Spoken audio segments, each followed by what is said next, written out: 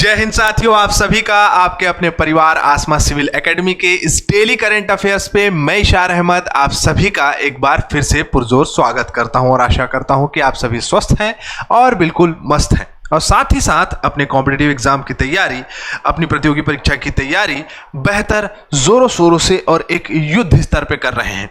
मेरे प्रिय साथियों, आज हम पढ़ेंगे 13 जून के इंपॉर्टेंट करंट अफेयर्स जो कि हमारे एग्जाम के लिए बहुत ही इंपॉर्टेंट है। तो वीडियो में शुरू से अंत तक जरूर बने रहिएगा और अगर चैनल में नए नए हैं तो चैनल को सब्सक्राइब कर लो फटाक से, और अगर पहले से इस चैनल में हो तो अपने व्हाट्सएप स्टेटस पे जरूर लगा दें ताकि आपके साथियों तक के भी ये जो रोज का डेली करंट अफेयर होता है वो पहुंच पाए और वो अपने नोट्स को तैयार करें और सफल हो, क्योंकि सफलता में ही हमारी सफलता है, मतलब आपकी सफलता में ही हमारी सफलता छुपी हुई है। ठीक है मेरे प्रिय साथियों, चलिए अपना सत्र प्रारंभ करते हैं। आज की पॉजिटिविटी है, वक्त सबको मिलता है जिंदगी बदलने के लिए, पर जिंदगी दोबारा नहीं मिलती वक्त बदलने के लिए। बात 100% सत्य है मेरे प्रिय साथियों, इसीलिए हमें समय का बहुत ही ख्याल रखना चाहिए। साथ ही साथ समय पे बेहतर कार्य कर जाना ही हमारी क्या है, तो वो हमारी एक बहुत बड़ी उपलब्धि है। इसीलिए डिसिप्लिन रहिए। डिसिप्लिन रहिए मतलब कि लाइफ में अप एंड डाउन्स आता है, आप जो काम करते हैं उसको आप शिद्दत से करें, बेहतर तरीके से करें और कंसिस्टेंट रहें, आपको सफलता जरूर मिलेगी। आशा करता हूं मेरी बातें आप लोगों को समझ में आ गई होगी। चलिए, लास्ट टाइम मैंने प्रश्न पूछा था, ग्रामीण डिजिटल परिवर्तन के क्षेत्र में उत्कृष्ट प्रदर्शन के लिए राष्ट्रीय ई गवर्नेंस पुरस्कार 2025 का गोल्ड पुरस्कार निम्न में से किस ग्राम पंचायत को प्रदान किया गया है? तो आंसर क्या है? तो रोहिणी ग्राम पंचायत, महाराष्ट्र। ठीक है, बिल्कुल सही। चलो आगे बढ़ते हैं। 15 जुलाई 2025 से तत्काल टिकट बुकिंग के लिए भारतीय रेलवे ने कौन सी अतिरिक्त प्रक्रिया अनिवार्य कर दी है? देखो प्रिय साथियों, पहले जो ट्रेन की लिस्ट आती थी, जो चार्ट क्लियर होता था, वो महज 4 से 5 घंटे पहले क्लियर हुआ करता था। ठीक है, तो जो बिचौलिए है, जिसे हम दलाल के रूप में भी जानते हैं, वो क्या करते थे, तो तत्काल की टिकट बुकिंग करने के नाम पे मोटी रकम ले लेते थे यात्रियों से।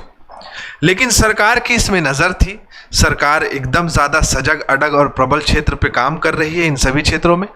तो अब जो चार्ट है वो 24 घंटे पहले आ जाया करेगा, लेकिन अगर आप टिकट बुक करा रहे हैं उसके लिए आपके आधार का सत्यापन अनिवार्य हो गया है। अब 24 घंटे पहले चार्ट लिस्ट आ जाएगी।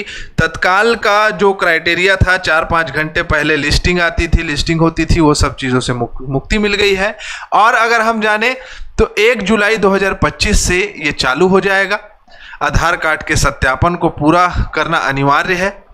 अब तत्काल की बुकिंग के समय यात्री के पंजीकृत मोबाइल नंबर पर भेजे गए OTP वन टाइम पासवर्ड से प्रमाणन अनिवार्य कर दिया गया है। ठीक है, तो आम जनता के लिए ये सुलभ हो जाएगा, आम जनता के लिए क्या हो जाएगा, आसान हो जाएगा। और मैंने कहा जो दलाल हुआ करते हैं, जो मतलब कहा जा सकता है जितने भी लोग प्रॉपर इसका काम करते हैं, उन लोगों का अब कहानी कंप्लीट हो गया। मोबाइल ऐप में सारी चीजें करें। ठीक है, चलो, हाल ही में किस बॉलीवुड अभिनेत्री को मालदीव का वैश्विक पर्यटन राजदूत नियुक्त किया गया है? Global tourism ambassador.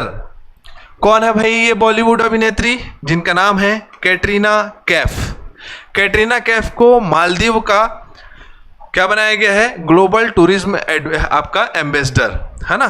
तो अब मालदीव विजिट करने जाएंगे, काफ़ी शांति समुद्र तटीय क्षेत्र है, तो वहाँ पर आपको जो टूरिज्म एम्बेसडर के रूप में उनका फोटो आपको देखने को मिलेगा कैटरीना कैफ का। ऐसा नहीं कि कैटरीना कैफ वहाँ आ जाएंगे, है ना। तो कैटरीना कैफ उनका क्या है, वो आपका ब्रांड एम्बेसडर है।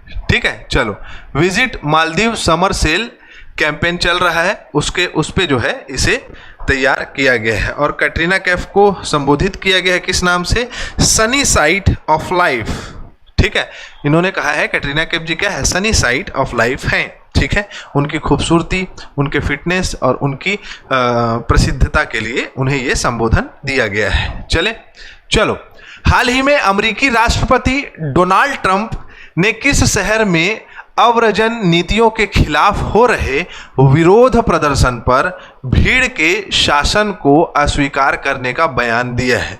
तो आप लोग न्यूज़ में देख रहे होंगे कि प्रदर्शनकारी लॉस एंजलिस में जो है निर्वस्त्र होकर, नग्न होकर प्रदर्शन कर रहे हैं। ये ट्रंप की कहीं ना कहीं मोनोपोली बोल रहे हैं, मोनोपोली जो है ट्रंप चला रहे हैं उस पर आधारित है।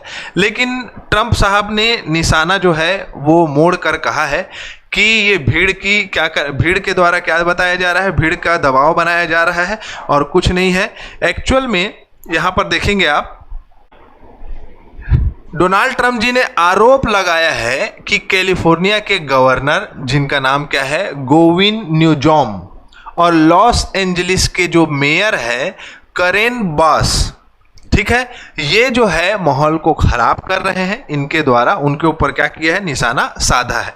और कैलिफोर्निया की जनता, लॉस एंजलिस की जनता कुल मिलाकर ट्रंप के कूटनीति को क्या कर रहे हैं, एक प्रकार से विरोध कर रहे हैं, ठीक है, सड़क पर आकर।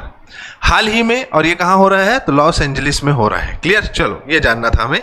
हाल ही में भारत ने सामाजिक सुरक्षा कवरेज के क्षेत्र में एक ऐतिहासिक उपलब्धि हासिल की है, जिससे वह विश्व स्तर पर किस देश के बाद दूसरे स्थान पर आ गया है। सबका साथ सबका विकास, आपने सुना होगा, कौन बोलते हैं, हमारे प्रधानमंत्री आदरणीय सम्माननीय नरेंद्र मोदी जी। 2015 में यही आपको दिख रहा है, जो सामाजिक सुरक्षा की जो बात की जा रही है, 2015 में महज 19% भारत की सामाजिक सुरक्षा किसने, तो इंटरनेशनल लेबर ऑर्गेनाइजेशन ने प्रिडिक्ट किया था। सामाजिक सुरक्षा क्या होता है पहले ये जान ले।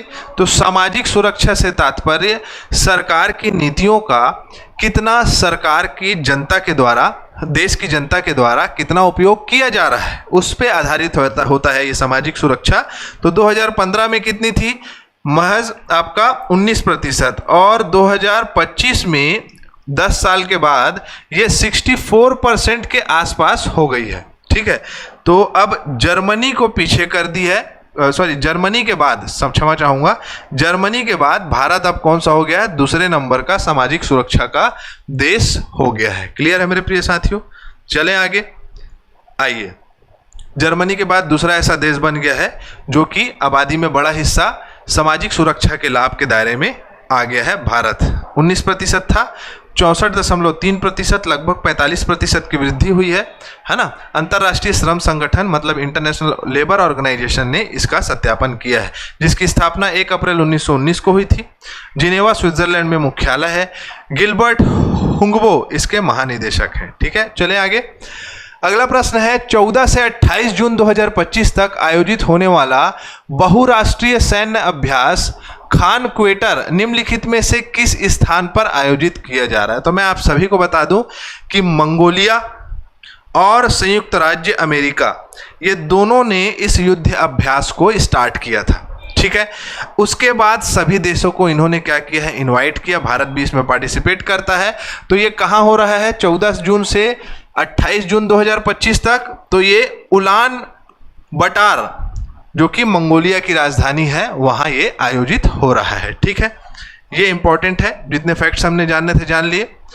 जैसे कि मैंने बताया कि 2003 में संयुक्त राज्य अमेरिका और मंगोलिया के बीच में द्विपक्षीय था। अब 2006 से सभी देशों को आमंत्रित किया, भारत भी इसमें पार्टिसिपेट कर रहा है। मंगोलिया की सेना और अन्य देशों की सेना इसमें शामिल हो रही है। भारत की भागीदारी, भारत में 40 सैनिक, जिसमें से कुमाऊं रेजिमेंट की टुकड़ी यहाँ जा रही है, महिला सैनिक की टुकड़ी भी जा रही है, महिला लोग भी यहाँ पार्टिसिपेट कर रहे हैं। क्लियर, चले आगे। चलो, तो यहाँ हमारा सत्र हो गया है। अब हम इसको क्या कर लेंगे, रिवाइज कर लेंगे। विश्व बाल श्रम निषेध दिवस कब मनाया जाता है, 12 जून को मनाया जाता है। निर्मला सीतारमण जी ने वित्तीय स्थिरता और विकास परिषद की बैठक की और उसमें वित्तीय स्थिरता की बात करी। पुडुचेरी 29वां विधानमंडल हो गया है, जो ई विधान एप्लीकेशन को अपनाने वाला राज्य बन गया है, केंद्र शासित प्रदेश बन गया है। केरल में सबसे ज़्यादा कोरोना के केस मिल रहे हैं, 2223 केसेस सबसे ज़्यादा केरल में है, और टोटल भारत में 7000 के ऊपर है, ठीक है। न्यायमूर्ति नेरहल्ली श्रीनिवासन संजय गौड़ा गुजरात के उच्च न्यायालय के न्यायाधीश बन गए हैं। दिल्ली में जो है एक प्रोजेक्ट लाया गया है ई वेस्ट इको पार्क के नाम से, जिससे कि 350 करोड़ रुपए का राजस्व की प्राप्ति होगी। हाल ही में किस भारतीय पूर्व कप्तान को आईसीसी हॉल ऑफ फेम शामिल किया गया है? ये आपको देना है, बहुत ही इंपॉर्टेंट प्रश्न है, इसका आंसर जरूर दीजिएगा। मैं इसी के साथ इजाजत चाहूंगा। जय हिंद, जय भारत।